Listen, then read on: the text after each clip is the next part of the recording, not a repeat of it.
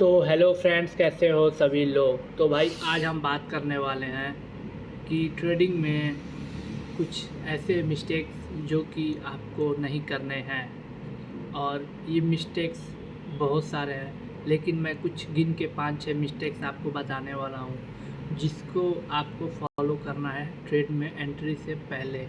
Trade में entry से पहले भाई जब तक आप इन गलतियों को, इन चीज़ों को आप नहीं छोड़ोगे करना, तब तक ट्रेडिंग में पैसे बनाना बहुत मुश्किल है। तो भाई सबसे पहली चीज़ बता रहा हूँ मैं आपको, फ़ंड। ठीक है भाई, फ़ंड सबसे इम्पॉर्टेंट है भाई कि आपको 100, 200, 300 ये फंड से ट्रेड करना नहीं है। अगर आप क्रिप्टो में कर रहे हो या फॉरेक्स में कर रहे हो, आपके पास कम से कम 20,000, 30,000, 10,000 रुपये होने ही चाहिए। मैक्सिमम 10,000 रुपये तो होने ही चाहिए। ठीक, और बैकअप अलग से होने चाहिए आपके फ़ंड में। मतलब कि आपको अगर आपके मतलब वॉलेट में 15,000 रुपये हैं तो आपको 10,000 का ही ट्रेड लेना है, 15,000 का नहीं लेना है। क्योंकि वो 5,000 आपको बैकअप लेके चलना पड़ेगा। क्योंकि आप क्या करते हो, 10,000 अगर पहला ट्रेड लॉस हुआ, दूसरा ट्रेड भी लॉस हुआ, 10,000 गिर के 8,000 पे आ गया, लेकिन जो लेवरेज है उसको आप लोग बढ़ा देते हो।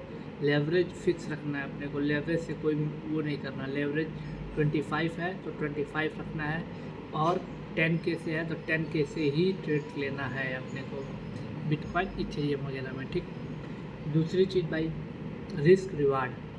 भाई ट्रेड लेने से पहले आपको ये देख लेना है कि आपका जो टीपी है वो कहाँ है। जैसे कि मान लीजिए ये ट्रेड बन रहा है यहाँ पे, ठीक, मेरा टीपी, मेरा यहाँ पे एंट्री बन रही है, ठीक, मेरा एसएल क्या बन रहा है ये आपको सबसे पहले देखना है, मेरा एसएल।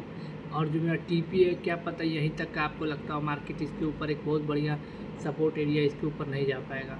तो भाई इस ट्रेड का कोई मतलब नहीं है, छोटा मोटा स्कैल्पिंग ट्रेड है। ठीक, आपको हमेशा करना है भाई डेल्टा उल्टा में करना है। तो आपको पता है ब्रोकरेज बहुत ज़्यादा लगता है, तो अपने को हमेशा जो है 1:2, 1:3 का मतलब फॉलो करना पड़ता है। तो आपको इस टाइप का जो ट्रेड मिले उसको आपको फॉलो करना है। ठीक, इसमें मस्त यहाँ पे एंट्री बने और इसके ऊपर टीपी लगे। ठीक, और दूसरी चीज़ क्या मिस्टेक नहीं करनी है, इस अगर यहाँ आपकी एंट्री बन गई है और मार्केट का जो कैंडल है ये यहाँ पे से जाके वापस से गिरने लगती है, तो आप डर के मारे यहीं एग्जिट हो जाते हो। नहीं, आपको या तो अपने कॉस्ट का वेट करना है, या तो मार्केट जाए ऊपर, ज़्यादा ऊपर से नीचे आ रही है तो मेरा कॉस्ट टू कॉस्ट एसएल जाए, या फिर मेरा पूरा एसएल जाए। ठीक, बीच में इधर उधर कुछ नहीं करना है आपको। ठीक, ये तो ट्रेड की बात की चीज़ हो गई। ठीक है, और सबसे इम्पोर्टेंट चीज़ अब आते हैं टाइम फ्रेम। टाइम फ्रेम भाई, अगर आप 15 मिनट पे कर, अगर 5 मिनट पे ट्रेड करते हो तो आपके लिए इम्पॉर्टेंट हो जाता है कि आप 15 मिनट का एक बार मार्केट का स्ट्रक्चर देख लो। स्ट्रक्चर, मार्केट का ट्रेंड, जैसे अभी आपको क्या दिख रहा है 15 मिनट के टाइम फ्रेम में। बड़े टाइम फ्रेम पे नहीं जाना है आपको। 15, अगर 5 मिनट पे ट्रेड करना है तो आपको 15 मिनट से 30 मिनट्स का टाइम फ्रेम बहुत है। ठीक है, 1 घंटा थोड़ी ना वेट करोगे भाई। तो भाई फास्ट मूवमेंट चाहिए होता है ना अपने को। तो भाई देखो अभी का मार्केट का स्ट्रक्चर क्या है, आप देखो मार्केट में सीढ़ी बन रहा है, मतलब कि बाइंग आई, फिर सेलिंग आई, फिर बाइंग आ गई, फिर थोड़ी सेलिंग आई, फिर बड़ी सी बाइंग आई, फिर सेलिंग आई, फिर थोड़ी बाइंग आई, फिर सेलिंग आई, फिर थोड़ी बाइंग आई, सेलिंग आई, फिर बाइंग आई। तो ओवरऑल जो मार्केट है वो ज़्यादा मूवमेंट बड़ा किधर दे रहा है, बाइंग साइड में। बड़े बड़े कैंडल्स आपको दिख रहे होंगे किधर, बाइंग साइड में। ठीक, तो मार्केट का स्ट्रक्चर किधर है, बाइंग साइड का। ठीक, आपको पता है कि मार्केट बहुत कोशिश कर रहा है गिरने का, लेकिन नहीं गिर रहा है, वो ऊपर ही जा रहा है। तो आपको भी पता है कि मार्केट जाना किधर चाहता है, ऊपर साइड। ठीक, तो हम भी लोग ट्रेड प्लान करेंगे ऊपर साइड का ही, ज़्यादा नीचे जाने के, ऊपर का ही उस टाइम हम लोग ट्रेड प्लान करेंगे। नीचे की क्या ज़रूरत है जाने की, जब जिधर ये जाना चाहते हैं हम लोग उधर ही चलेंगे, जिधर ट्रेन जा रही है हम लोग उसी ट्रेन में बैठेंगे, उसको थोड़ी ना उल्टा करेंगे। ठीक, तो ये भाई होता है मार्केट स्ट्रक्चर, आपको सबसे पहले देखना पड़ेगा। ठीक है, और फिर चौथा सबसे इम्पोर्टेंट भाई फिर आ जाता है अपना कि जो होता है डे। आप किस डे को ट्रेड करते हो भाई, आपको ये भी ध्यान देना पड़ेगा। ये नहीं कि आप आए ऐसे खोले ओले ट्रेड में एंट्री लिए, नहीं भाई, आपको वेट करना पड़ेगा अपने सेटअप का। आपको डे देखना पड़ेगा, सैटरडे है, संडे है, मार्केट मूवमेंट नहीं है, तो उस दिन आपको ट्रेडिंग को इग्नोर करना पड़ेगा। समझ रहे हैं बात? ये नहीं कि हर दिन आपका ट्रेड बनेगा ही बनेगा, समझे भाई? और उसके बाद से अपना है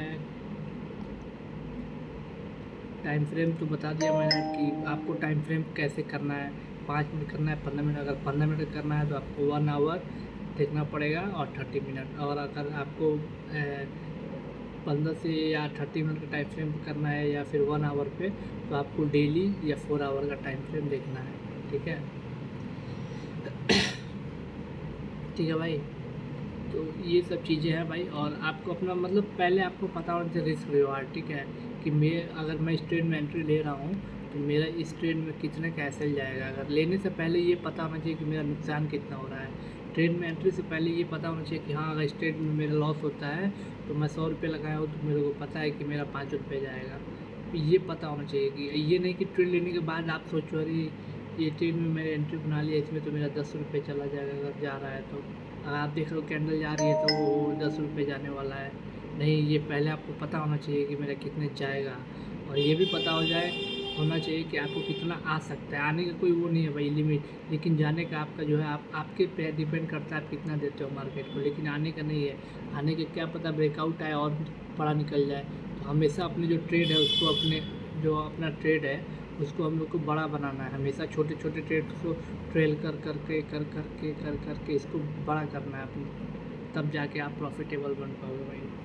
और फिर उसके बाद से भाई आपका जो सेटअप है उसका वेट करना है भाई, बिना किसी सेटअप का। जैसे मेरा सेटअप है मार्केट में 200 मूविंग एवरेज के ऊपर है, तो मैं बस बाइंग साइड जाता हूँ 5 मिनट टाइम फ्रेम पे। फिर यहाँ पे एक ट्रेंड लाइन बनती है, ऐसी कोई ट्रेंड लाइन बनती है। ठीक, अब इसके ब्रेकआउट आएगा तो मैं एक बाइंग साइड में जाऊँगा।